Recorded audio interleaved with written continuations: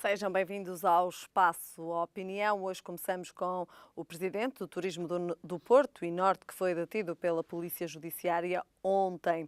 Falamos do último dia de greve dos enfermeiros e as consequências e também a luta dos enfermeiros. Falamos do Ciresp, porque é que não é multado pelo governo.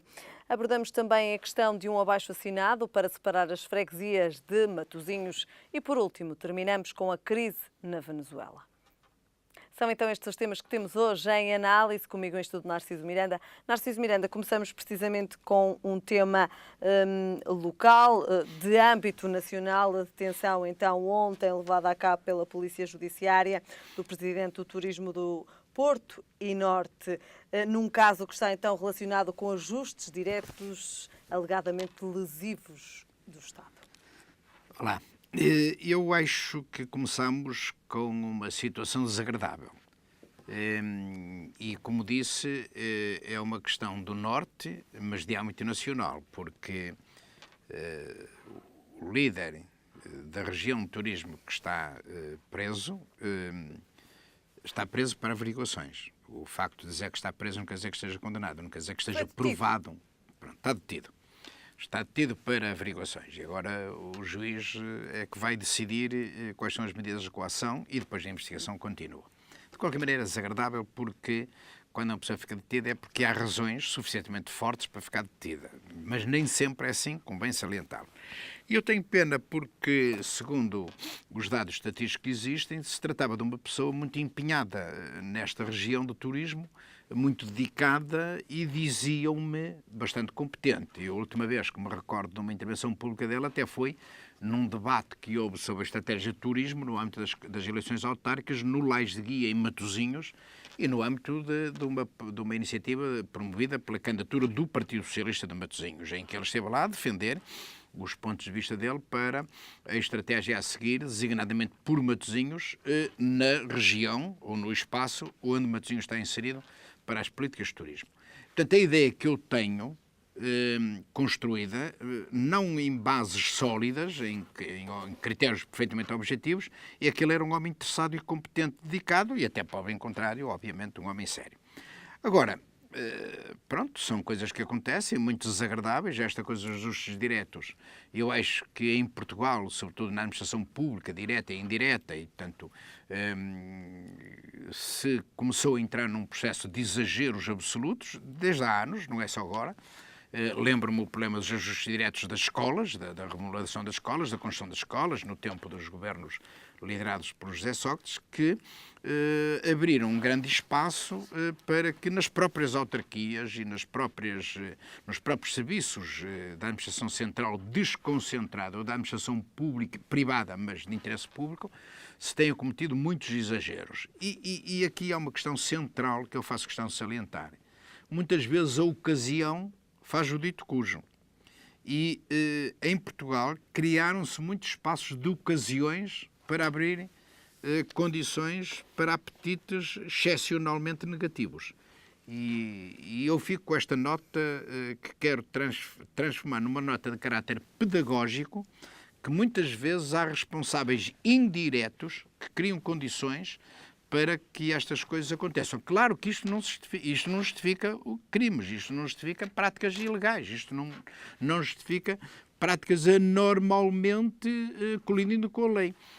Seja como for, sobre este caso, o conselho que eu dou é esperemos, aguardemos. Vamos aguardar agora as decisões sobre as medidas de coação. E isso começam já a surgir daí sinais da maior ou menor gravidade destes processos, destas situações. Mas é sempre de esperar não boas notícias, porque há sempre o argumento de perturbar a investigação. Como é que fica a região, a imagem da região norte e também a imagem do turismo? Fica negativa, obviamente. Obviamente que fica uma imagem profundamente negativa, porque depois o cidadão comum, o que é que pensa e qual é a primeira reação que tem? São todos iguais. Isto acontece em todo o lado, são todos iguais. São todos, nas autarquias, no governo, na administração desconcentrada, é tudo igual. E não é. Não é tudo igual. Portanto, há a esmagadora maioria dos agentes políticos, dos titulares de cargos, são pessoas sérias, são pessoas corretas, são pessoas que atuam de uma forma rigorosa. Eu, terminando, gostava de dizer, o melhor é guardarmos, não só pelas medidas de coação, porque isso são sinais apenas, não quer dizer mais nada que sinais, mas aguardemos o evoluir da investigação para ver em que é que estudar. Narciso Miranda, ainda abraços com o caso Tancos e agora surge então este caso ligado mais concretamente ao norte do país. De facto, a imagem do país está abalada com estes casos? A imagem do país está abalada com estes casos, mas depois nós, para compensar estes abalos, temos um primeiro-ministro que faz umas autênticas piruetas e que transforma derrotas em vitórias e vitórias em derrotas de uma forma absolutamente normal. E quando estou a dizer isto, eu estou a elogiar o primeiro-ministro, porque eu, se tiver a fazer alguma crítica, faço a crítica a quem aceita estas piruetas e quem passivamente assiste a tudo isto com uma total normalidade, como se isto tenha que ser assim e tenha que acontecer o que está a acontecer. E, na minha opinião, há coisas que aconteceram e que acontecem que não deviam ter acontecido e que não devem acontecer. Seja Tancos, seja este problema da região norte do turismo, com estas suspeitas que recaem sobre o seu máximo responsável e mais um conjunto de pessoas, direto ou indiretamente ligadas ao processo com ele. Muito bem. Narciso Miranda, passamos agora então para o nosso próximo tema. Falamos de saúde. Hoje foi então o último dia, ou é o último dia de greve dos enfermeiros, assim podemos dizê-lo. Narciso, de facto os enfermeiros continuam também aqui com o seu braço de ferro com o Governo. É verdade. Este é um ano em que podemos também fazer aqui este paralelismo, 2018, um ano marcado por diversas manifestações, quer na área da educação, quer na área da saúde. Que implicações diretas têm estas greves dos enfermeiros na área da saúde? Nós já não estamos habituados. Tivemos aí 2, 3 anos em que praticamente não surgiram greves, nem problemas. Portanto, o que demonstra a importância da CGTP, do PCP e também do Bloco de Esquerda, mas mais do PCP, nestas questões. Portanto, como o PCP é um parceiro da maioria que apoia o governo, as greves esvaziaram, excepto em 2018, que voltaram a cima. O que quer dizer que muitas vezes a política do show-off, a política da ficção, não aguenta mais que 2, 3 anos. E é por isso que, em 2018, retomamos as notícias das greves. E na área da saúde e da educação, disse muito bem, mas sobretudo da saúde, que agora estamos a falar dos enfermeiros e, portanto, tem a ver com saúde, as greves têm sido, periodicamente, têm surgido, a hora dos médicos, a hora dos enfermeiros, a hora do pessoal auxiliar. Os enfermeiros estão a trabalhar numa luta, têm as suas razões, eu acho que têm algumas razões, ou têm muitas razões, não terão tantas quando dizem, mas têm razões, e temos que reconhecer que a saúde tem sofrido vários abalos e, sobretudo, o Serviço Nacional de Saúde. A falta de investimento no Serviço Nacional de Saúde, a falta de um investimento numa perspectiva mais global público, tem degradado áreas fundamentais da vida coletiva, da vida dos cidadãos. E a saúde é uma das áreas que tem sofrido uma degradação progressiva. Lenta, mas progressiva. E o Serviço Nacional de Saúde vai se degradando lentamente, mas também progressivamente. Ora, mudamos de ministro. Houve este golpe de rins do primeiro-ministro, que, de uma forma surpreendente, sem ninguém contar, com a demissão do ministro da Defesa, ele substituiu outras áreas do governo, designadamente a saúde. Vamos esperar o que é que a nova ministra vai trazer em matéria não só de pacificação, com os setores das atividades profissionais, mas também em matéria de resolução dos verdadeiros problemas da saúde e, praticamente, dos problemas do Serviço Nacional de Saúde. Narciso, como é que vê o nome da nova Ministra da Saúde? Como é que avalia também aqui algumas das propostas que já foram então feitas? É uma pessoa competente, é uma pessoa empenhada, é uma pessoa dedicada e é uma pessoa com um nível de conhecimentos nesta área muito significativo. Isso é bom, mas não chega. Segunda nota, as opiniões que a ministra foi transmitindo antes de sequer lhe passar pela cabeça que um dia ia ser ministra, na minha opinião, são opiniões importantes, mas não são decisivas para aquilo que ela vai fazer. Porque uma coisa é um cidadão, um técnico, dar uma opinião num seminário, num debate. Dar uma opinião livremente. Dar uma opinião sem qualquer responsabilidade na área da decisão. Isso é uma coisa. Outra coisa é esse mesmo cidadão vestir a capa do decisor, vestir a capa do exercício do poder. E o que me interessa é ouvir agora quais vão ser as medidas em concreto e as opiniões, não da senhora, da técnica, mas da ministra. Porque ela agora, tudo o que disser, vai ser, é a ministra que diz. mesmo em conversas particulares, mesmo em conversas em núcleo fechado. É sempre a ministra que está a falar. E, portanto, sobre essa matéria, desde que ela tomou posse até hoje, ainda não conhecemos muitas opiniões ou algumas opiniões estruturantes, marcantes, para aquilo que vai ser o seu mandato como Ministra da Saúde. Seja como for, há uma expectativa e da mudança, aparentemente, resultam sempre fatores positivos. Aguardemos, é muito cedo. Talvez daqui a um mês já se possa dar uma opinião mais sustentada. Narciso Miranda, voltando então também à greve, depois de então daqui de analisarmos o nome da nova Ministra da Saúde, que já tomou então posse. Nova Ministra da Saúde e novo Secretário de Estado, que também é um homem muito experiente, eu acho que ele já foi Secretário de Estado em vários governos, é um homem muito experiente, que poderá ter também aqui um papel importante, desculpe ter interrompido, portanto aguardemos para avaliarmos qual é a trajetória que eles vão seguir. Muito bem. Narciso Miranda, voltando então àquilo que foi a greve dos enfermeiros, ou que de facto ainda decorre, termina hoje, de facto, como é que podemos avaliar as consequências diretas desta greve dos enfermeiros? Tem razão, na fez-me saúde? essa pergunta. Apenas para terminarmos também... São consequências negativas, porque isso provoca sempre efeitos no funcionamento dos serviços, e quem são as vítimas são os utentes, são os cidadãos que precisam. São intervenções que são anuladas, são consultas que são adiadas, são variedíssimas ações, mesmo para quem está internado, etc., etc., que há sempre prejuízo para os utentes. Mas as greves existem para isso. As greves existem para provocar abalos, para provocar prejuízos, para que o poder fique atento, fique preocupado e corresponda e responda naquilo que é possível e que é justo àquelas que são as razões que estão na base de uma greve. Vamos aguardar. Muito bem. Narciso Miranda, voltamos aqui a um tema também que já foi aqui algumas vezes falado. Falamos do Ciresp.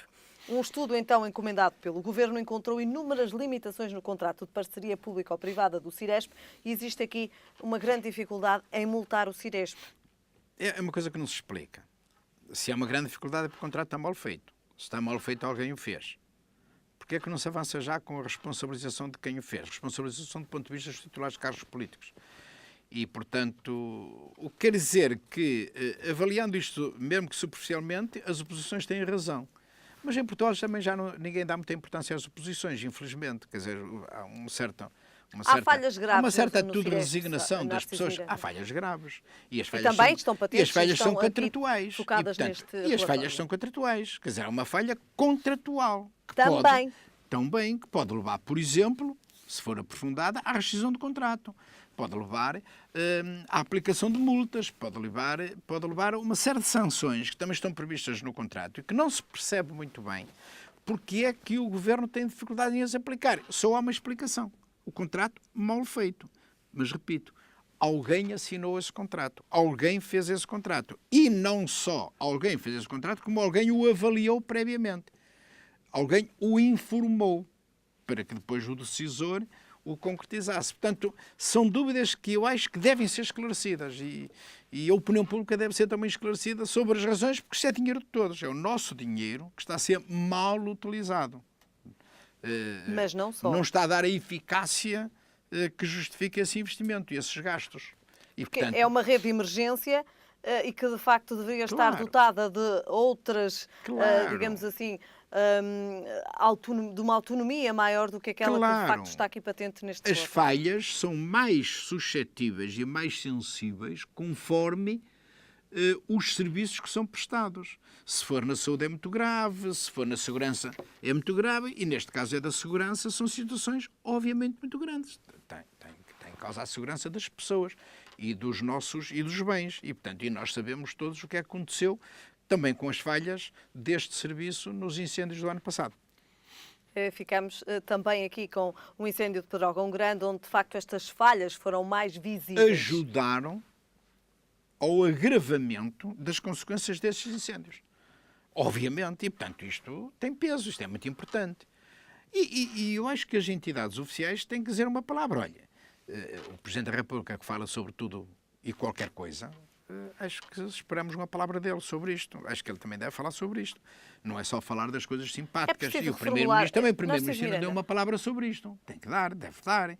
Portanto, eu acho que os titulares dos cargos não podem se falar só quando é simpático, só quando é para dizer coisas simpáticas, mesmo às vezes mentindo, como toda a gente sabe. Narciso, para fechar este tema também, é preciso reformular o Ciresp, olhar para o Ciresp, detectar estas falhas então que estão presentes neste relatório? Eu acho que esse processo tem curso. Ciresp? Eu acho que esse processo tem curso. Aliás, esse processo foi iniciado logo a seguir, inclusive com a participação, com a alteração da divisão do capital e, portanto, isso é um processo que está em desenvolvimento. São duas coisas diferentes. Uma coisa é consequências das falhas, consequência dos incumprimentos das regras estabelecidas contratualmente.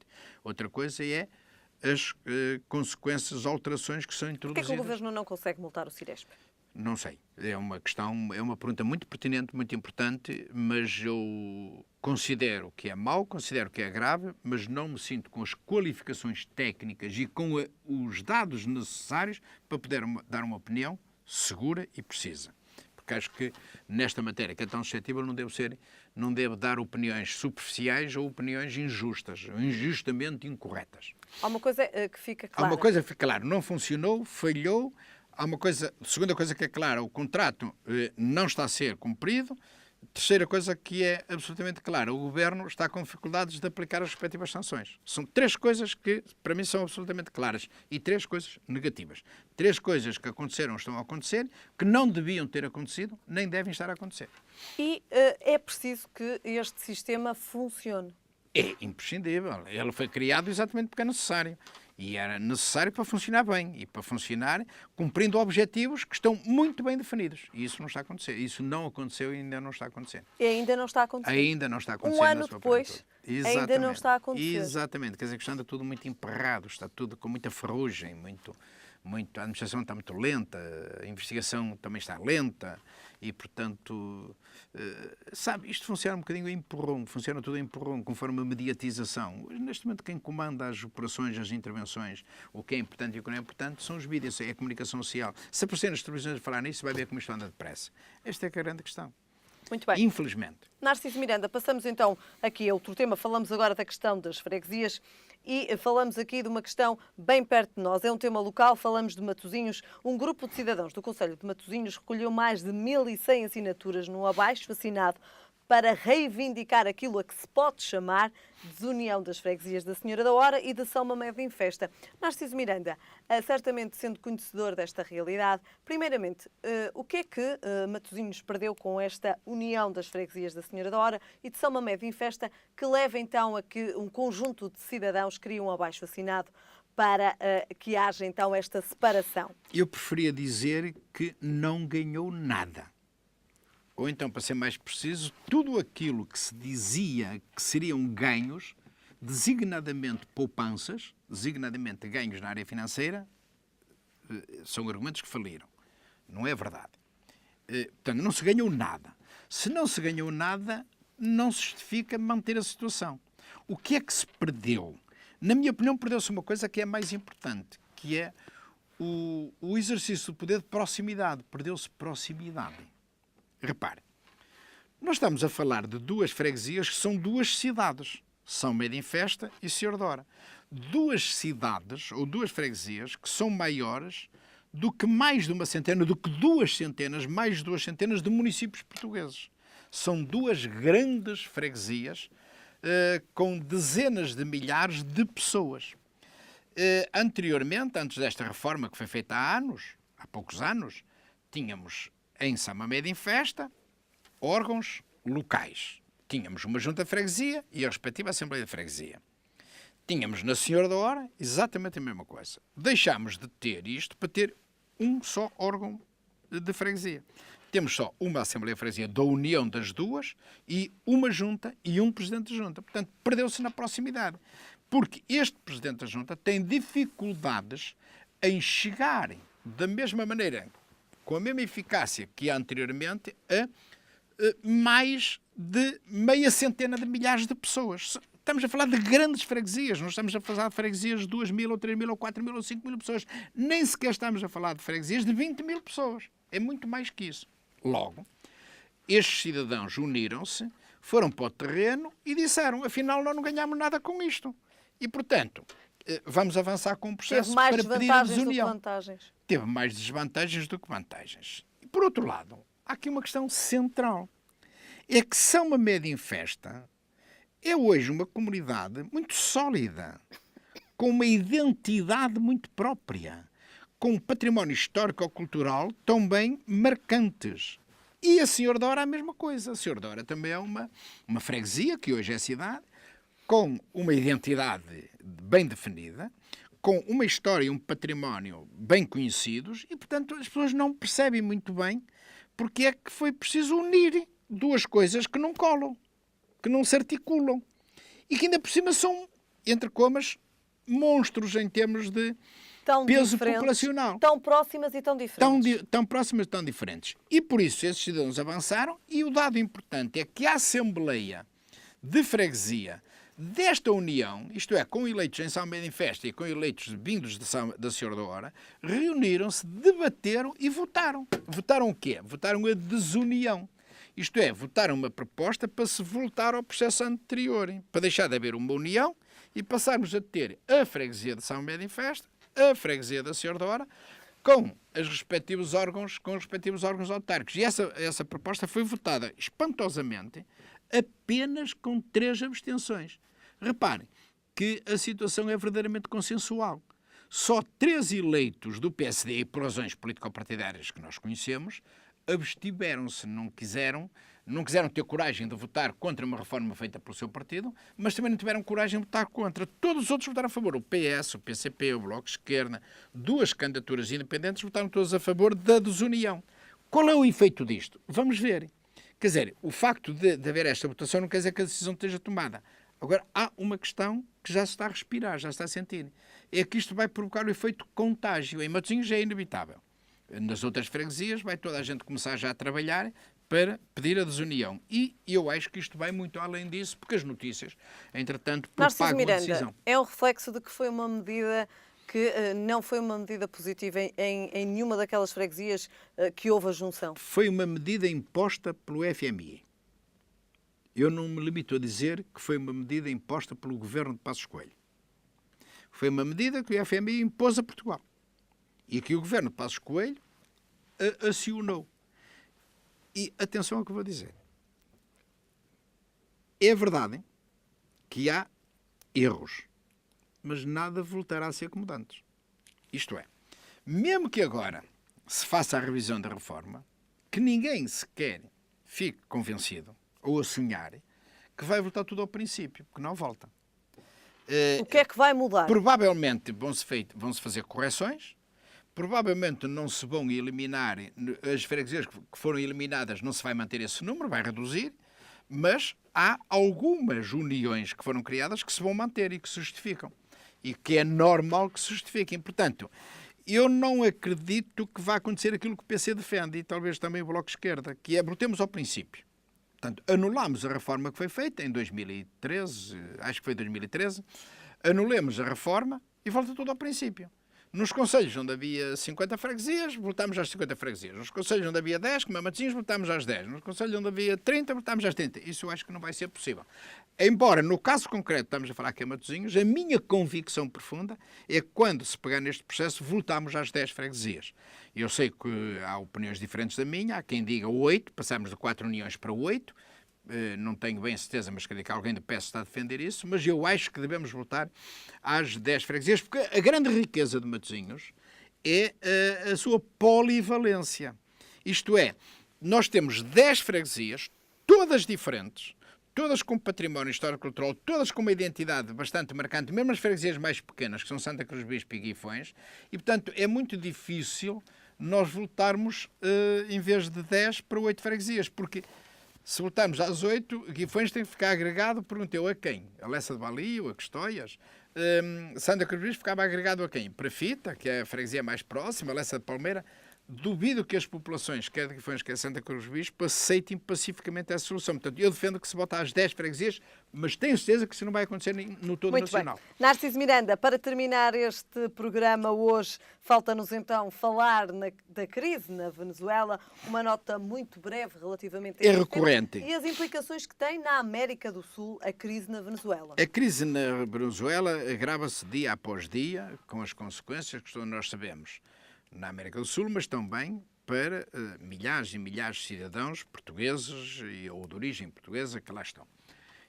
E está hoje absolutamente claro que o presidente da Venezuela, que é um populista, como todos nós sabemos, independentemente da opinião que cada um tem sobre isso, e sobre o regime, sobre se o sistema funciona na legalidade democrática ou não, não vou pronunciar sobre isso. O que está demonstrado é que o presidente não tem tido capacidade suficientemente forte para resolver o problema da crise. Porque se a Venezuela funcionasse como está a funcionar, mas se sentissem sinais que a crise estava a ser resolvida, eu ainda dava aqui algum benefício da dúvida, mas não está a ser resolvida, está a ser agravada. Então vão sendo tomadas medidas, qual delas a pior, ou qual delas consegue agravar ainda mais a crise, ou então qual delas consegue passar com total neutralidade. O grande problema que se pode pôr neste prolongado da crise da Venezuela é o efeito contágio, é a mancha de óleo que isso pode criar na região circunvizinha, que foi concretamente a sua pergunta. Há um perigo e por isso mesmo é que... já está a acontecer também. Já está a acontecer e por isso mesmo é que esta questão é uma questão que está em cima da mesa e está a ser uma preocupação de nível internacional, porque as consequências são muito complicadas, estão a ser complicadas e prevê-se que se complique ainda mais. Ainda mais. Muito bem, Narciso Miranda, terminamos então hoje o Espaço Opinião. Voltamos a ver-nos na próxima semana. Foi um prazer estar consigo. Boa Muito semana. obrigado. Muito obrigado. Foram então estes os temas hoje em análise com Narciso Miranda. Nós estamos de regresso segunda-feira. Bom fim de semana.